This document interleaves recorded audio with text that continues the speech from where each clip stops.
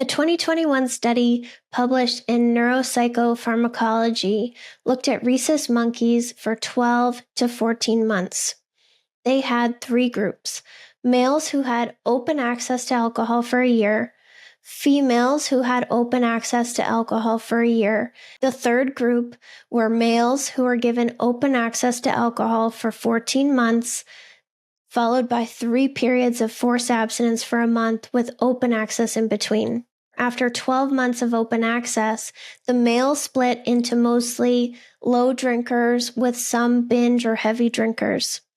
After 14 months of open access, they split into about 25% low drinkers, 25% very heavy drinkers, 10% heavy drinkers, and about 40% binge drinkers. So this already shows how drinking progresses, but this isn't actually the interesting part. They were forced to be abstinent for a month and go through withdrawal, and then given open access to alcohol again.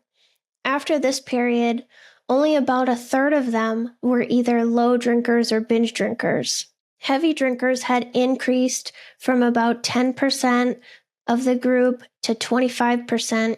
And if you're listening to this episode when it's released, then I'll also send out this picture in my weekly email. So links for everything are in the show notes. So then this group was forced to be sober for another month and then given open access to alcohol again.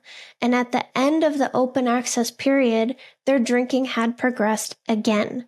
Now, only 10% were low drinkers. About 40% were very heavy drinkers, which was the same as the previous round, but heavy drinkers increased from about 25% to 50% of the group, and there were no binge drinkers anymore. But the point here is very clear. We think that we can put off dealing with our drinking because it'll get better on its own.